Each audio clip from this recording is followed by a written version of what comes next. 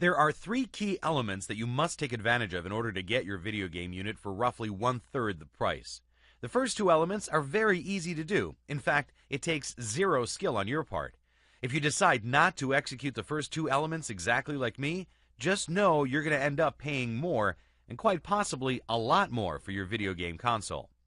The very important first element in getting your video game console for as cheaply as you can is to go to Dave & Buster's and play only on a Wednesday. All games are half price on Wednesday, so you're instantly going to get double the value if you go on Wednesday. This is key. Obviously, if I bought my Nintendo for $75 only going on Wednesdays, if I were to have played on another day, it would have cost me $150.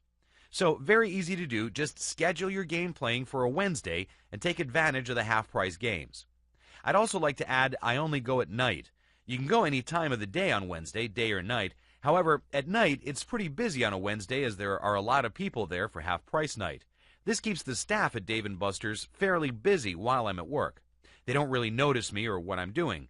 Not that I'm doing anything wrong, and to be honest, the workers there probably don't even care, but I just don't want to be noticed by the employees of Dave & Buster's as the guy who hits the jackpot every time. It's not exactly like killing the casino in blackjack and getting marked by the pit boss, but just to be safe and keep the good thing going, I play at night. The next element is to only purchase the $100 game card. The more expensive the game card you purchase, the more game credits you get per dollar. The $100 game card is the most expensive card and gives you the most game credits. You're going after a big prize, so you're going to be spending close to $100 or a little over $100 depending on which prize you go for anyway. If you want the Nintendo Wii, you're looking at only spending about $75 of your $100 game card, but if you want the PlayStation 3, it's going to end up costing you about $115. Dave & Buster's usually have different versions of the PlayStation 3 to select from. The one that's going to cost you about $115 is the one that Best Buy sells for $319.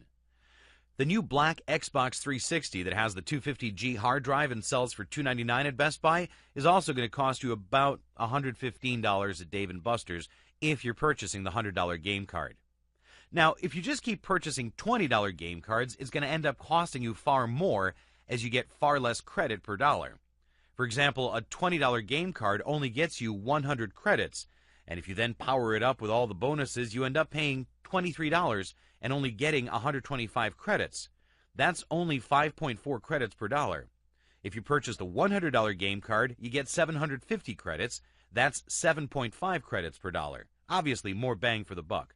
So even if you're not planning on spending your full 750 credits in one sitting, that's still the card you want to purchase. You can go back and use those credits each time you visit Dave & Buster's.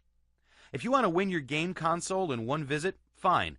If you want to do it in 2, 3, or 4 visits, that's also fine. Just make sure you buy the $100 game card. Okay, so the third and final element in getting your new video game console for about 1/3 the price. The game. Which game to play? I mentioned earlier Slam-A-Winner and Raptor Capture, which are popular games at Dave & Buster's. Both can be generous with tickets if learned and played correctly. I also see people leaving with huge amounts of tickets from those games where you drop the token in and try to have the current tokens in the machine pushed off the edge. When they fall off, you get tickets. Although those games are good, the return on them is nothing compared to the game Hoopla.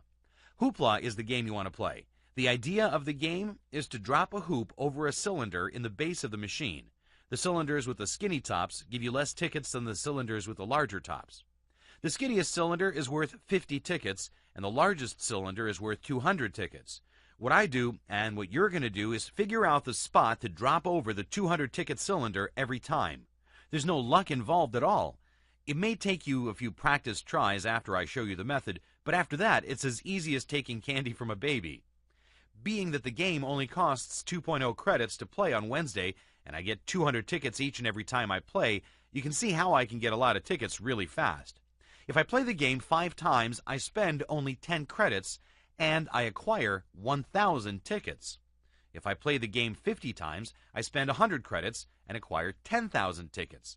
If I play the game 275 times, I'll spend 550 credits, and I'll have 55,000 tickets, and enough to purchase my Nintendo Wii. Plus, I still have 200 credits left on my $100 game card. Pretty sweet deal. Okay, so that's how it's done.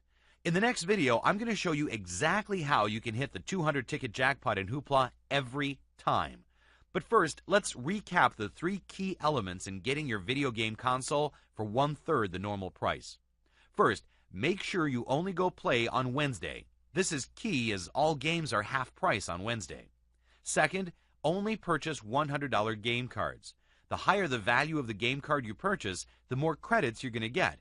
You're going to be spending about $100 anyway, so make sure you get the most credits for your dollar. Finally, only spend your credits on the game Hoopla. Hoopla is going to give you a return of 1 credit per 100 tickets, and that's huge. These 3 elements working together got me a Nintendo Wii for about $75, and it can do the exact same thing for you.